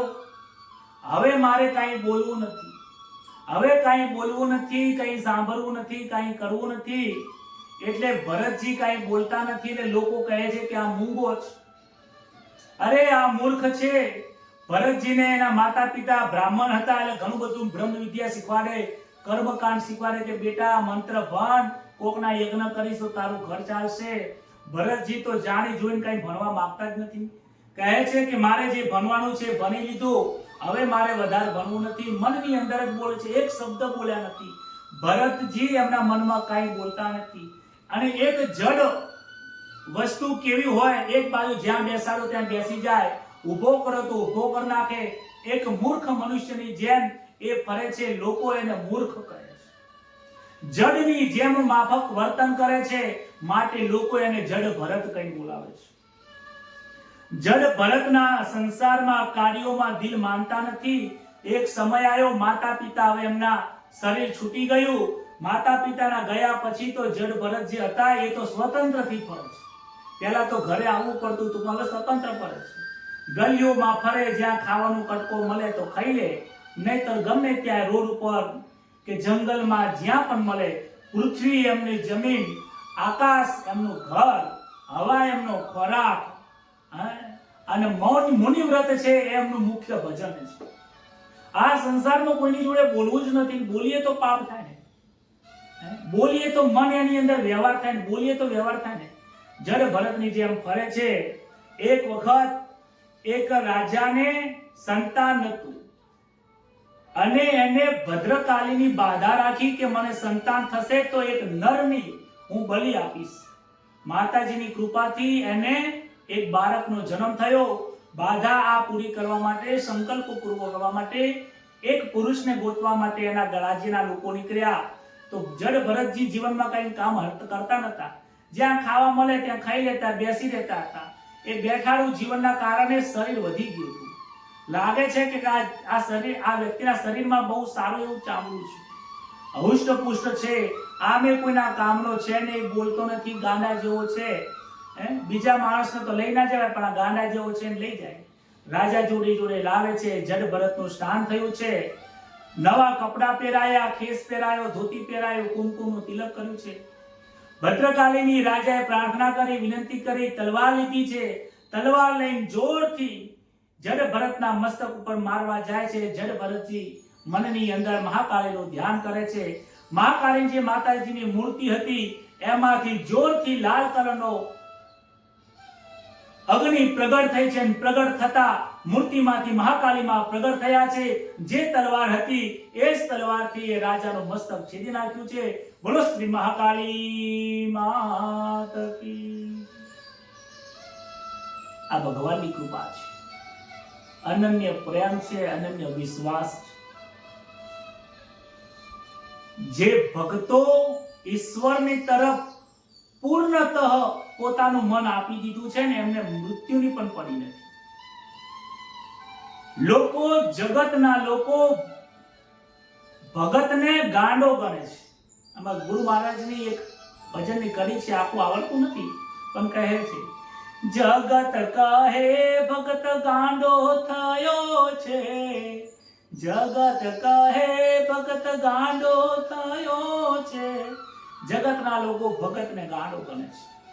જેમ મદિરા પાન કરવા વાળો વ્યક્તિ હોય ને, એ બીજા જગતના લોકોને શું કહે કે આ બધાય ગાંડા મુંડાયો, અને ખૂબ ગાળો બોલે સંસારના લોકોને. પણ એ સંસારના લોકો એને ગાળો ના બોલે. કેમ ના બોલે? એ જાણે છે, એ જાણે છે કે આ વિષયમાં બોલે છે, એને પાન પીધું છે એટલા બોલે છે. એટલે જડને જડ, ભગતને જડ કે જેવો કહેવાથી, ભગતને મૂર્ખ કહેવાથી એ ભગત અંદરથી આનંદ પામે છે. કે કહે છે કે આ મૂર્ખાઓ મને મૂર્ખ કહે છે, નરકમાં એ જવાના છે અને મને મૂર્ખ કહે છે. ખોટો રસ્તો એમને પકડ્યો છે અને મને કહે છે. એટલે આવું બધું જોઈ, સંસારિયાની રીત જોઈને સાચા સંતો અંદર આનંદ પામે છે, એમને દુઃખ નથી થતું. માતાજીની કૃપા પ્રાપ્ત થઈ છે. માતાજીને કહે, માં હજી કેટલું પ્રારબ્ધ ભોગવવાનું છે. માં કહે, ચિંતા કરીશ ને, હું તારી સાથે છું, તું તારા આગળ વધ અને ભગવાનનું ભજન કર. હજી પણ તારું પ્રારબ્ધ બાકી છે. જડ ભરત કહે છે કે આ શરીરના દેહ કેટલા, આ દેહના દંડ કેટલા ભોગવવાના છે.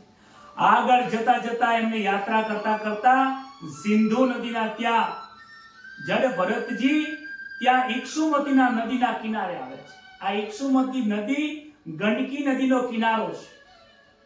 ગંડકી નદીના કિનારે ઇક્ષુમતી નદી આવેલી છે. ત્યાં એક વખત સિંધુ દેશનો ત્યાં રાજા, એનું નામ ઋગુણ હતું. એ પાલખી ઉપર બેસીને કપિલ નારાયણ ભગવાન જોડે, આ સિદ્ધપુરમાં આશ્રમ છે ત્યાં, એ જ્ઞાન પ્રાપ્ત કરવા જતા હતા. એમની પાસે આત્મબોધ અને બ્રહ્મ જ્ઞાન પ્રાપ્ત કરવા જતા હતા. હવે જતા હતા બ્રહ્મ જ્ઞાન પ્રાપ્ત કરવા માટે. બેઠા હતા પાલખીમાં. રાજા હતા ને, પેલા ગાડીઓ તો નથી, ચાલતા જવાતું નતું, એટલે પાલખીમાં બેઠા હતા. બે આગળ ને બે પાછળ. તમે કદાચ જોઈ હશે ટીવી વગેરેમાં, બરાબર છે કે બે સૈનિકો આગળ પાછળ હોય અને આગળ ઉપર એક પડદો લગાવેલો હોય, એમાં રાજા બેઠા હતા. ત્યાં પાણી પીવા માટે નદીના કિનારે આ પાલખી ઊભી રહી અને પાલખી ઉપાડવાના ત્રાસના કારણે એક સૈનિક ત્યાંથી નાસી ગયો. કહે છે, રાજાજીને કહે છે કે મહારાજ, 3 લોકોથી પાલખી કેવી રીતે પકડાય? કે જાઓ કોકને ગોતી લાવો. ત્યાં રસ્તામાં આ જડ ભરતજી મળે છે. હુષ્ટપુષ્ટ શરીર હતું. જોવે છે કે એને પકડી લાવે તો મહારાજ આ એક છે માણસ, એ આપણે પકડશે. જડ ભરતજી કશું બોલતા જ નથી. એમને પાલખી ઉપાડી છે. પાલખી ઉપાડી છે. 4 જણા આગળ જાય છે. જડ ભરતજીએ વિચાર કર્યો છે કે જીવનમાં મુખથી પાપ કરવું નથી, કાનથી કરવું નથી, આંખથી જોવું નથી, પણ જો જોવું તો ત્યાં પાપ કરવું નથી. એટલે ચાલતા ચાલતા કોઈ જગ્યા ઉપર કીડી નગરું આવે એટલે જોરથી કૂદકો મારે છે. એટલે સૈનિકો કહે છે, અરે ઉપર રાજાજી બેઠા છે, શાંતિથી ચાલ, રાજાજીને વાગે છે. આગળ જતા ફરીથી કીડી નગરું આવી, જોરથી કૂદકો મારે છે. આ માથામાં પાલખી રૂગુણને વાગી છે. રૂગુણ કહે છે, અરે મૂર્ખ, ખબર નથી પડતી, ચાલતા નથી આવડતું, તારા મા બાપે તને શીખવાડ્યું નથી.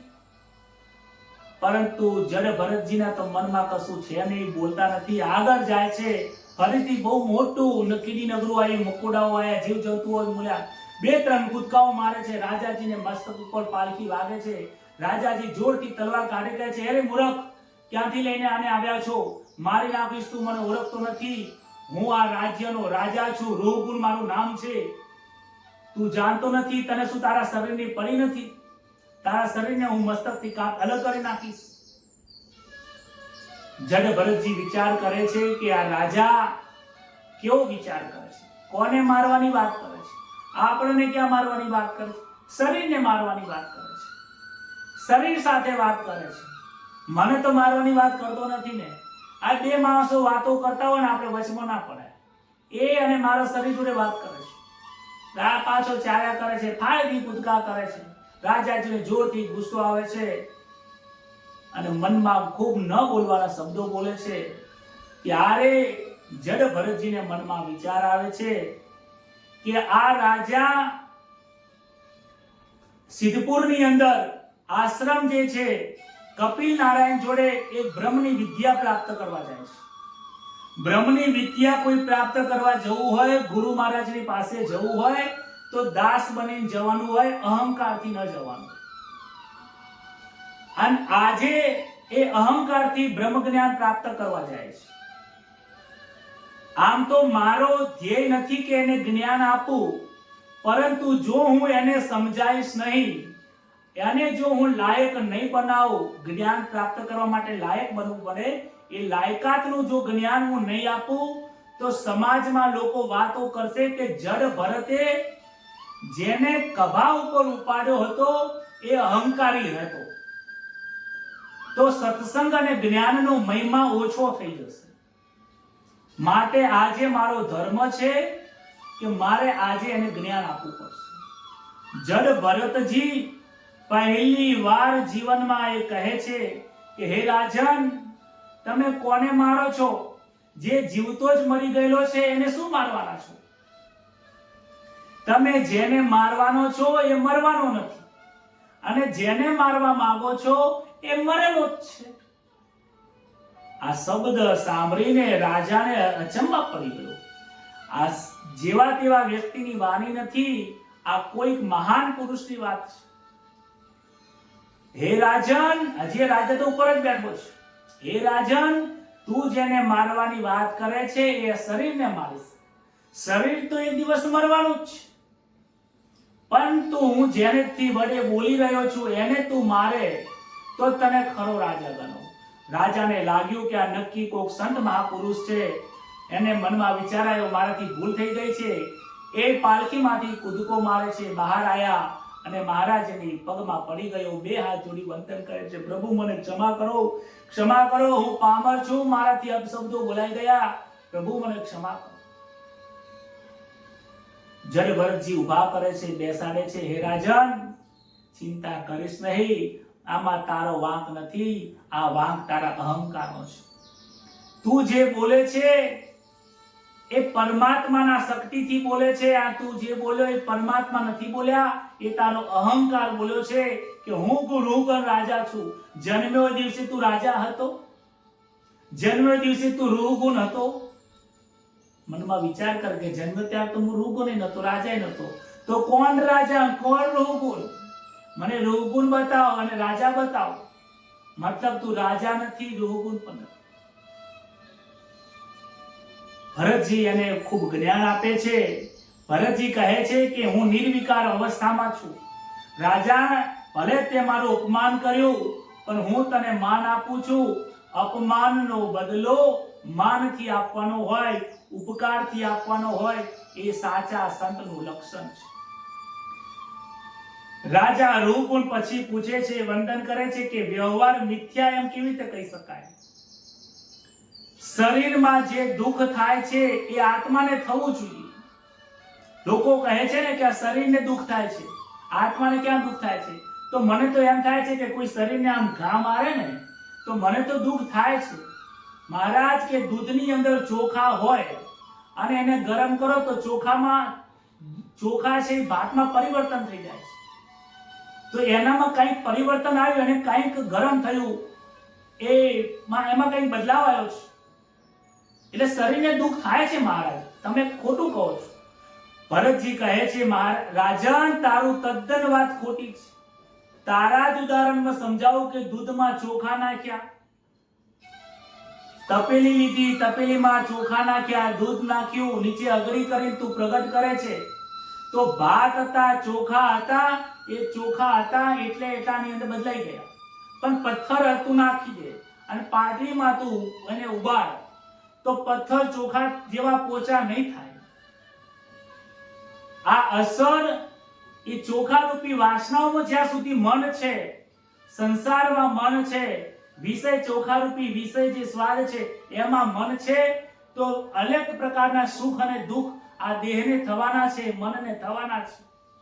હે રાજન, જ્યારે મન પથ્થરના જેમ મરી જાય છે, પથ્થર જેમ જડ છે, મન પણ જ્યારે જડ જેવું થઈ જાય છે ત્યારે એને સુખ અને દુઃખના કોઈ હાવભાવ થતા નથી.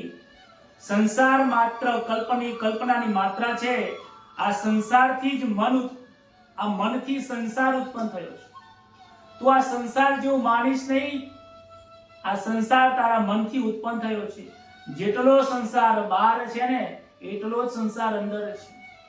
બહારનો સંસાર દુખી નથી કરતો, તારા અંદર રહેલો સંસાર દુખી કરે છે. એ જડ ભરતજી કહે છે, તમે કહેતા હતા તને મારી નાખીશ. અરે તું આ શરીરને મારીશ, અંદરના આત્માને કોઈ મારી શકતો નથી. અરે આત્માને કોણ મારે? જન્મતું જ નથી તો મરવાની વાત જ ક્યાં છે? અરે આત્માનું કોઈ સ્વરૂપ જ નથી. એવું નથી કે એ આ તમારા આત્મા હાથમાં આપો આત્મા, કે કોઈ લઈ લે મૂકી દે. આત્મા જમીન ઉપર આવતો નથી, જતો નથી, આવે અને જાય. એ આત્મા ના હોય, આવે અને જાય એ વાસનાઓ છે.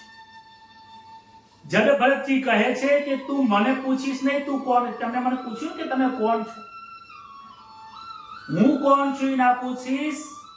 મહત્વનું એ છે કે તું કોણ છે, તું તારી જાતને પૂછ. પોતાની જાતને પૂછ, તું કોણ છે? તારા સ્વ સ્વરૂપની ઓળખાણ કર.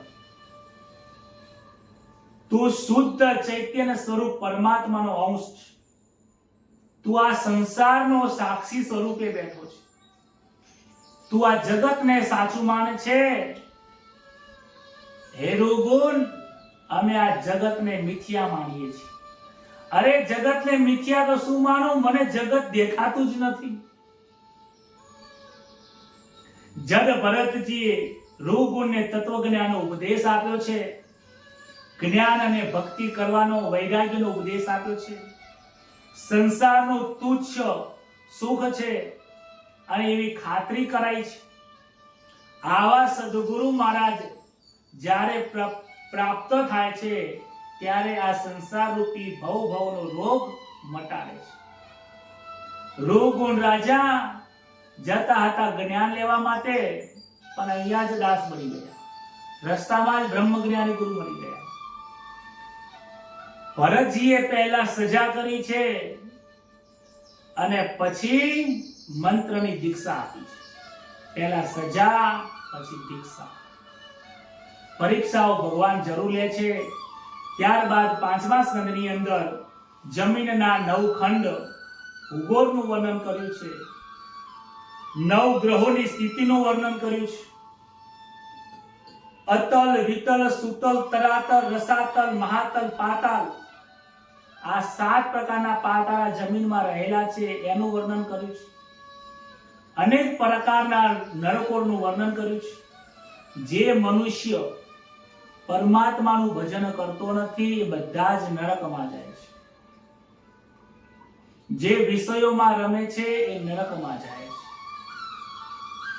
નરકની જેટલી ચર્ચા કરીએ એ દુઃખથી ભરેલી છે. અને પ્રેમ હજારો સેંકડો નરકોનું વર્ણન કરીને 5મા સ્કંદને સુખદેવજી મહારાજે વિરામ આપ્યો છે અને આવતીકાલે 6ઠ્ઠા સ્કંદને પ્રગટ કરીશું. આજની આ કથા ખુદ મહત્વની હતી. આજની કથા કહે છે કે વાસનામાં મન રહી જશે તો આ ભરતજી જેવી હાલત થાય છે. અરે ભરતજીને તો જ્ઞાન હતું કે 2 પગમાંથી 4માં ગયા, 4માંથી 2માં આવ્યા, 2માંથી ચૈતન્ય જોડે જતા. આપણી પાસે એટલી બધી તાકાત નથી. ભાગવતનો આ એક ગ્રંથ એવો મહાન છે કે જેને આપણે જીવનમાં ઉતારીને આપણે પણ જડ ભરતની જેમ આ જગતને જડતાની જેમ માનીને મનથી વાસનાઓ છોડીને પ્રભુના દર્શન કરી શકીએ છીએ. આ જ વાત સાથે આજની કથાને અલ્પ વિરામ આપીને આવતીકાલે નવી કથાને ફરીથી આનંદમાં પ્રગટ કરીશું. આવો આંખો બંધ કરીને પ્રભુના નામનું કીર્તન કરીને તન્મય થઈએ. હરે રામ રામ રામ સીતા રામ રામ રામ સીતા રામ રામ રામ સીતા રામ રામ. હરે રામ રામ રામ સીતા રામ રામ રામ હરે શ્યામ શ્યામ રામ સીતા રામ રામ. સીતા રામ રામ રામ રાધે શ્યામ શ્યામ શ્યામ સીતા રામ રામ રાધે શ્યામ શ્યામ શ્યામ. શ્રી રામચંદ્ર ભગવાન કી, કૃષ્ણ કનૈયા લાલ કી, દ્વારિકાધીશ કી જય. બોલો સૌથી નમઃ પાર્વતી પતયે હર હર મહાદેવ. સૌ સંતો હરિભક્તોને દાસ જયેશના વંદન. આવી જ રીતે કથા સાંભળતા રહેજો, આનંદ કરજો. આ કથાને બીજા અન્ય હરિભક્તોને સુધી પહોંચાડજો. આપણને જે મજા આવે છે, જે આનંદ આવે છે, બીજા લોકોને પણ પ્રાપ્ત થાય એના વિશે ખૂબ વિચાર કરો. આ જગતની અંદર આપણને જે આનંદ આવ્યો છે એ હું તમને આપું છું. તમને આ વિડીયોના માધ્યમે, આ લાઈવ કથાના માધ્યમથી તમને આનંદ આવે છે, લોકોને પહોંચાડો. લોકોને કહો કે આ ભાગવતની કથા થાય છે, તમે આવો, કલાક સાંભળો. કારણ કે આ જે કથા છે એ સંપૂર્ણ ભાગવત છે.